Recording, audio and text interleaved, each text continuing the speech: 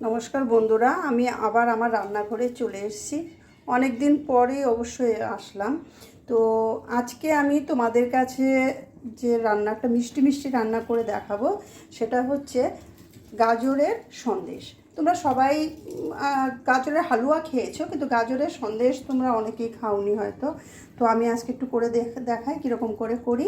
তো গাজরের সন্দেশ আমার লাগছে, আমি এই 500 মতো গাজর নিয়েছি, আর নিয়েছি চিনি 200 মতো চিনি নিয়েছি, ঘি নিয়েছি, দুধ নিয়েছি 500 মতো, আর 200 মতো নিয়েছি হচ্ছে তোমার ওই দুধটাকে চিনি দিয়ে করে একটা সেই সন্দেশও ঠিক নয়, শুকনো শুকনো করে নিয়েছি, আর কিছু ড্রাই ফ্রুট নিয়েছি।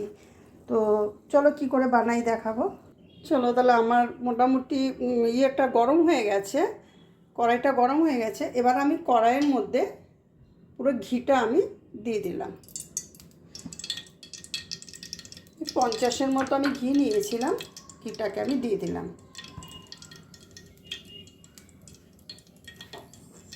এবার ঘিয়ের মধ্যে আমি একটু 2-3টে এলাচ দিয়ে দেবো, 2-3টে এলাচ দিয়ে দেবো ঘিয়ের মধ্যে।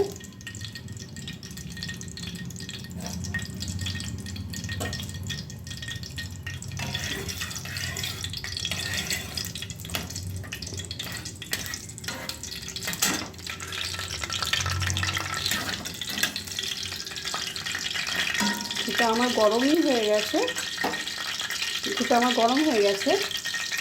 এবার আমি এর মধ্যে গাজরটা দিয়ে দেবো।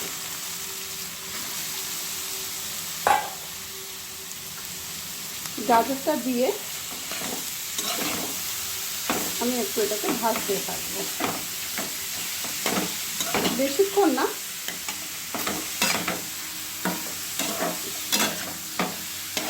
2-3 মিনিটের মতো আমি গাজরটাকে ভাজবো।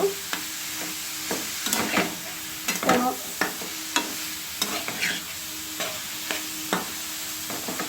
গাজরটা ভাজা হচ্ছে, এবার আমি এর মধ্যে মাখা সন্দেশ, যেটা ওই দুধ দিয়ে বানিয়ে রেখেছিলাম, সেটা দিয়ে দেব। দিয়ে না এটাকে ভালো করে আমি মিশিয়ে নেব। তাহলে দেখো এটাকে না খুব ভালো করে ভাজা হবে। এই যে দুধের যে আমি একটা ক্ষীর টাইপের মতো করেছিলাম সেটাকে, আর এই গাজরটাকে দুটোকে ঘিয়ের সঙ্গে দিয়ে খুব সুন্দরভাবে ভাজবো।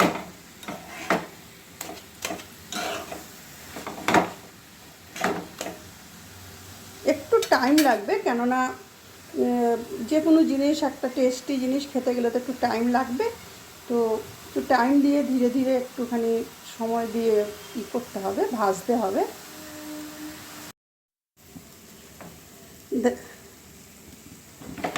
দেখো বন্ধুরা, আমার এটা একদম মোটামুটি শুকিয়ে গেছে। তো ভালো করে ভাজা হয়ে গেছে, একটা সুন্দর একটা স্মেলও আসছে। তো আমি এর মধ্যে না 200 মতো চিনি রেখেছিলাম, তোমাদেরকে আমি আগেই বলেছিলাম, কিন্তু আমি চিনিটা পুরোটা দেবো না, কেননা যেহেতু আমি দুধ দেবো, একটা দুধের মিষ্টি আছে, তার সঙ্গে তোমার চিনি আর দুধ মিশানো একটা ক্ষীরের মতো বানিয়ে তার মধ্যে দিয়েছিলাম। তো চিনি আমি অল্প 100 মতো এর মধ্যে চিনি দেবো। এবারে চিনিটাকে দিয়ে আরেকবার একটুখানি ভালো করে ফ্রাই করে নেব।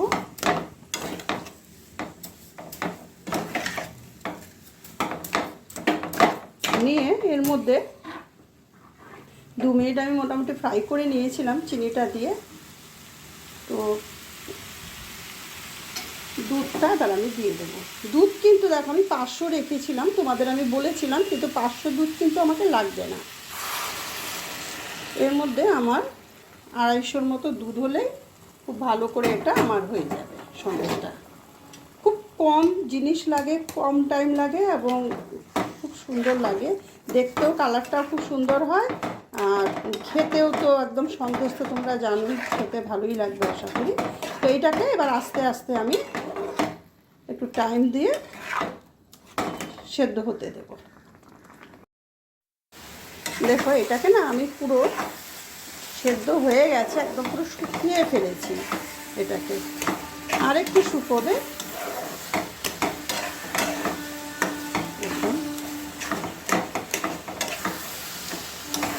খুব সুন্দর একটা স্মেলও আসছে, আর দেখতে তো খুব সুন্দর লাগছে। কালারটা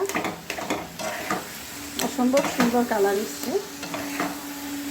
আর এবার আমার এটাকে নামানোর টাইম হয়ে এসছে।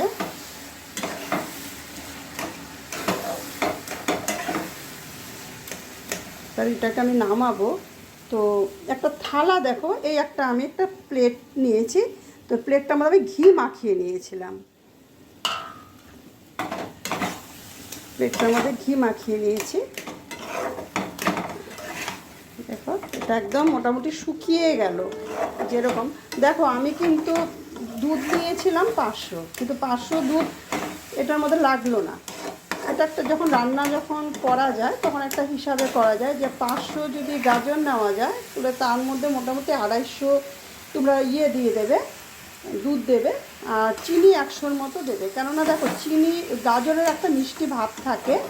আর তারপর আমি একটা সন্দেশের মতো একটা দুধ দিয়ে একটা মতো বানিয়েছিলাম, শুকনো করে চিনি দুধ দিয়ে বানিয়েছিলাম। তো তার মধ্যেও কিছুটা মিষ্টি ছিল।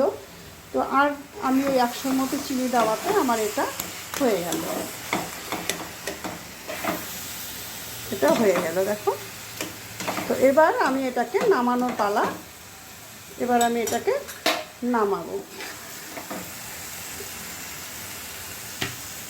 ধীরে ধীরে আমি না এটাকে পুরোটাকে নামিয়ে দেবো।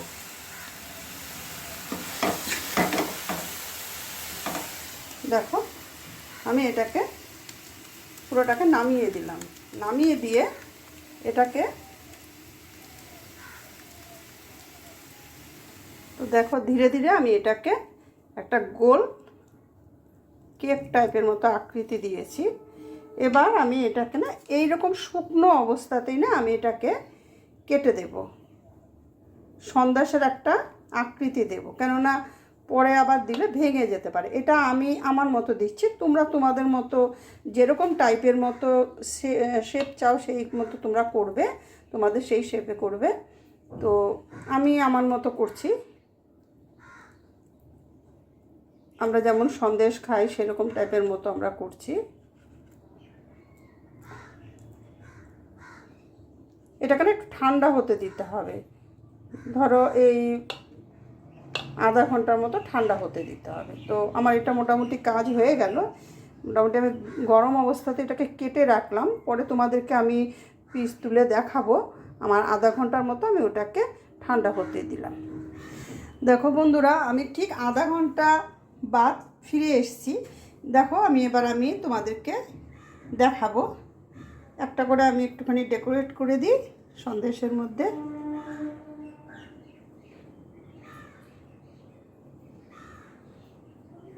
এই আলমন্ডগুলো দিয়ে একটা করে ডেকোরেট করে দিই।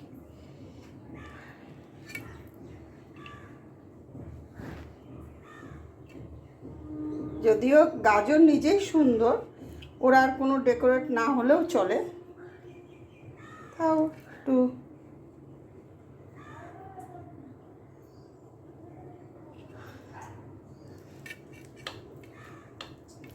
এত সুন্দর কালার লাগছে দেখতে।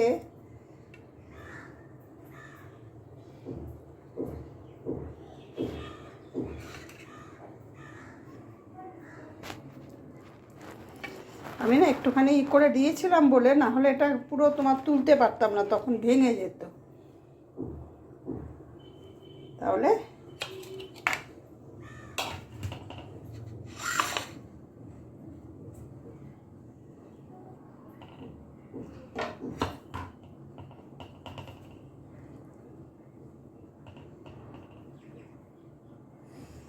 এই হয়ে গেল আমার গাজরের সন্দেশ। আশা করি তোমরা সবাই একবার বানাবে, দেখবে কীরকম হয়েছে। আমার চ্যানেলটাকে একটু সাবস্ক্রাইব করে দিও, লাইক করে দিও। আমি আবার নতুন কিছু ভিডিও নিয়ে তোমাদের কাছে ফিরে আসবো। নমস্কার।